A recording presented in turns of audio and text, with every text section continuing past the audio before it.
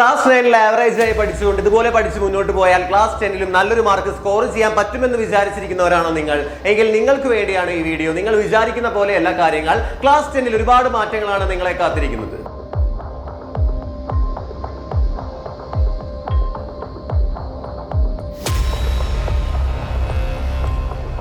Hello മക്കളെ, അബൈസാറാണ്. ഇന്ന് കുറച്ച് റിയാലിറ്റി ഡിസ്കസ് ചെയ്യാൻ വേണ്ടിയിട്ടാണ് ഇന്നൊരു വീഡിയോ ആയിട്ട് സാറ് വന്നിട്ടുള്ളത്.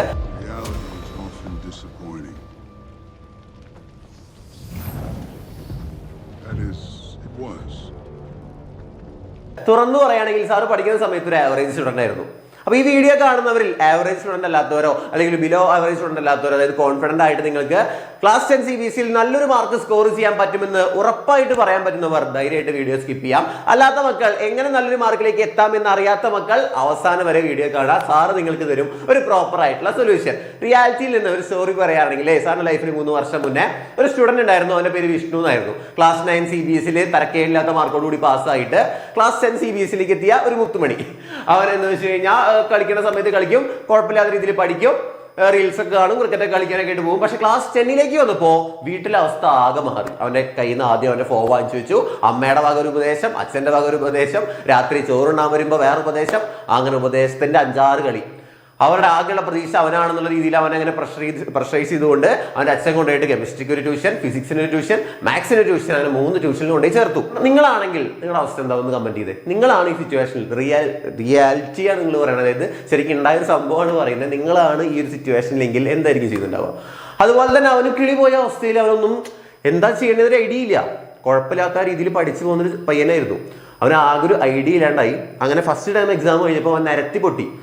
1-2 സബ്ജക്റ്റിൽ പാസ്സായിട്ടുള്ളൂ. അങ്ങനെ അപ്പോഴും അവൻ്റെ അച്ഛനും അമ്മയും ഇതേ സംഭവം തന്നെ കീപ് ഓൺ റിപ്പീറ്റിംഗ് എന്ന് പറഞ്ഞ പോലെ തന്നെ എല്ലാ ദിവസവും ഫുഡ് കഴിക്കാൻ വരുമ്പോൾ ഇതേ കാര്യങ്ങൾ തന്നെ പറഞ്ഞിട്ട് അവനെ പ്രഷറൈസ് ചെയ്തുകൊണ്ടിരിക്കുക. വീണ്ടും പഠിക്കണം, പഠിച്ച് വലിയ എത്തണം. +1 അഡ്മിഷൻ വേണമെങ്കിൽ 10ാം ക്ലാസ്സിൽ നല്ല മാർക്ക് വേണം. അവർ പറയുന്ന കാര്യങ്ങളൊക്കെ പോയിന്റുകളാണെങ്കിലും അവർ പ്രസന്റ് ചെയ്യുന്ന കാര്യത്തിലായിരുന്നു അതിനുള്ളൊരു ചെറിയൊരു മിസ്റ്റേക്ക് ആയിട്ട് സാറിന് തോന്നിയിട്ടുണ്ടായിരുന്നത്. പിന്നീട് വിഷ്ണു തന്റെ ലൈഫിൽ എടുത്ത തീരുമാനമാണ് നിങ്ങൾ ഓരോരുത്തരും അറിയേണ്ടത്, മാതൃകയാക്കേണ്ടത്. അവൻ തീരുമാനിച്ചു അവനെ കൊണ്ട് എല്ലാ സബ്ജക്റ്റും പഠിച്ച് എല്ലാത്തിലും നല്ലൊരു മാർക്ക് വാങ്ങാനായിട്ട് പറ്റില്ല എന്ന് വെച്ച് വിഷ്ണു വിട്ടുകൊടുക്കാൻ തയ്യാറായില്ല. അവർ 2 സബ്ജക്റ്റ് ചൂസ് ചെയ്തു. 2 ഇഷ്ടമുള്ള സബ്ജക്റ്റ് ആയിട്ടുള്ള മാത്സും ഫിസിക്സും സെലക്ട് ചെയ്തുകൊണ്ട് ഈ മാത്സും ഫിസിക്സും ആഴ്ചയിൽ 7 ദിവസം വർക്ക് ചെയ്യാൻ തീരുമാനിച്ചു.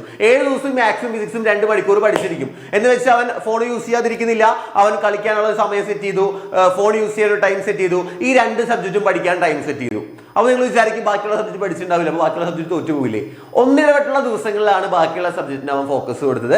2 സബ്ജക്റ്റിലെങ്കിലും നല്ല മാർക്ക്, അവൻ വിചാരിക്കുന്ന മാർക്ക് ലഭിക്കണമെന്ന ആഗ്രഹത്താൽ 2 സബ്ജക്റ്റിലേക്ക് മാത്രം അവൻ്റെ ട്യൂഷൻ ഒതുങ്ങി, അവൻ്റെ വർക്ക് ഒതുങ്ങി. അങ്ങനെ സൺഡേസിലുണ്ടല്ലോ അവൻ പഠിച്ചു കഴിഞ്ഞിട്ടുള്ള ഒരാഴ്ച കഴിഞ്ഞിട്ടുള്ള ഞായറാഴ്ച ദിവസം ബാക്കിയുള്ള എല്ലാ സബ്ജക്റ്റും റിവൈസ് ചെയ്യാൻ തുടങ്ങി.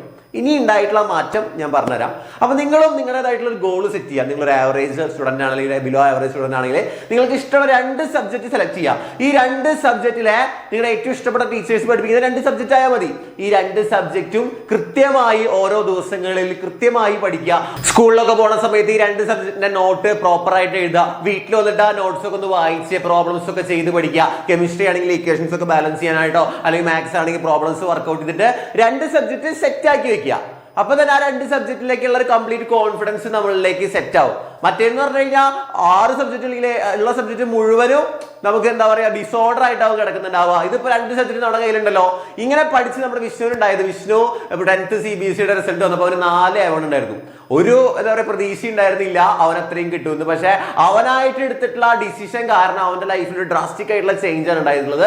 ഇപ്പൊ അവൻ നീറ്റിന് വേണ്ടി പ്രിപ്പയർ ചെയ്തുകൊണ്ടിരിക്കുകയാണ്. അപ്പൊ ആശാൻ അത്രയും താഴെ പോയിട്ട് കംബാക്ക് അടിച്ച് തിരിച്ചു വന്നിട്ടുള്ള കഥയുണ്ടല്ലോ. നിങ്ങളുടെ ഓരോരുത്തരുടെ ലൈഫിലേക്കും മോട്ടിവേറ്റഡ് ആക്കാൻ വേണ്ടിയിട്ട്, നിങ്ങളുടെ ഓരോരുത്തരുടെ ലൈഫും മാറ്റാൻ നിങ്ങൾ മാത്രം വിചാരിച്ചാൽ മതി മക്കളെ. അതിലേക്ക് ഒരു എക്സ്റ്റേണൽ സപ്പോർട്ട് എന്നുള്ള പോലെയാണ് എക്സാമിനർ ഫാമിലി നിങ്ങൾക്കുള്ളത്. അപ്പൊ എക്സാമിനർ ഫാമിലി നിങ്ങൾക്കുള്ള കംപ്ലീറ്റ് ഇപ്പോൾ ഈ 2 സബ്ജക്റ്റ് നിങ്ങൾക്ക് ഇഷ്ടമുള്ള 2 സബ്ജക്റ്റ് പഠിക്കുന്ന സമയത്ത് നിങ്ങൾക്ക് സ്വാഭാവികമായിട്ട് ഡൗട്ട്സ് ഉണ്ടാവും. എല്ലാവർക്കും സാറ് പറയുന്ന സമയത്ത് തന്നെ നിങ്ങളുടെ മനസ്സിലേക്ക് തോന്നിയിട്ടുണ്ടാവും, ഇതിപ്പോ പഠിക്കാന്ന് പറഞ്ഞു കഴിഞ്ഞാൽ പഠിക്കാന്ന് പറഞ്ഞുകൊണ്ട് മാത്രം പഠിക്കാൻ പറ്റുമോ? പഠിക്കുന്ന സമയത്ത് ഡൗട്ട് വന്നാൽ എന്താ ചെയ്യാം? അതിനു വേണ്ടിയിട്ടാണ് എക്സാമിനർ ഫാമിലി നിങ്ങൾക്ക് വേണ്ടി CBSE 10th വേണ്ടിയിട്ടുള്ള ബാച്ച് പ്രൊവൈഡ് ചെയ്യുന്ന CBSE 10th നമ്മുടെ സ്വന്തം ലക്ഷ്യ ബാച്ച് 2025-26 വർഷത്തേക്കുള്ള ലക്ഷ്യ ബാച്ച് നമ്മൾ അഡ്മിഷൻ ഒക്കെ സ്റ്റാർട്ട് ചെയ്തിട്ടുണ്ട്, ക്ലാസ്സസ് സ്റ്റാർട്ട് ചെയ്തിട്ടുണ്ട്. ഒരുപാട് ഫീച്ചേഴ്സ് ആണ് നിങ്ങളെ കാത്തിരിക്കുന്നത്. അപ്പോൾ ഡൗട്ട് ക്ലിയറൻസ് ആയിക്കോട്ടെ, എക്സ്ട്രാ ക്വസ്റ്റ്യൻസിന്റെ വീഡിയോസ് ആയിക്കോട്ടെ, അതുപോലെ PDF ക്ലാസ് നോട്ട്സുകൾ ആയിക്കോട്ടെ, ഒരുപാട് ഫീച്ചേഴ്സ് മക്കളെ നിങ്ങളെ കാത്തിട്ട് നമ്മുടെ ബാച്ചിലുണ്ട്. താഴെ കാണുന്ന നമ്പറിലോ അല്ലെങ്കിൽ ഈ കാണുന്ന നമ്പറിലൊക്കെ കോൺടാക്ട് ചെയ്ത് കഴിഞ്ഞാൽ ജോയിൻ ചെയ്യാം. 4999 ആണ് ഫീസ്. അപ്പൊ നിങ്ങൾക്ക് ആഗ്രഹം ഉണ്ടെങ്കിൽ മാത്രം നിങ്ങൾക്ക് നല്ലൊരു മാർക്കാണ്, നിങ്ങൾ 10th CBSE അടിപൊളിയായിട്ട് നല്ല രീതിക്ക് പഠിച്ച് ഇപ്പൊ ഒരു ഐഡിയ ഇല്ല, പക്ഷെ നല്ലൊരു മാർക്ക് വാങ്ങാൻ ആഗ്രഹമുള്ള മക്കൾ മാത്രം ജോയിൻ ചെയ്യുക. അടിപൊളിയായിട്ട് നിങ്ങളുടെ സീനിയേഴ്സിനോടൊക്കെ ചോദിച്ചു കഴിഞ്ഞാൽ അറിയാം, നമ്മൾ അടിപൊളിയായിട്ടാണ് ബാച്ചിൽ ക്ലാസ്സസ് പ്രൊവൈഡ് ചെയ്യുന്നത്. അപ്പൊ എല്ലാവർക്കും കോൺഫിഡന്റ് ആയിട്ട് നല്ലൊരു മാർക്ക് വേണമെന്ന് ആഗ്രഹമുള്ളവരൊക്കെ താഴെ കമന്റ് ചെയ്യുക. നമുക്ക് അടുത്തൊരു വീഡിയോ ആയിട്ട് വീണ്ടും കണ്ടുമുട്ടാം. Till then bye bye all. Thank you.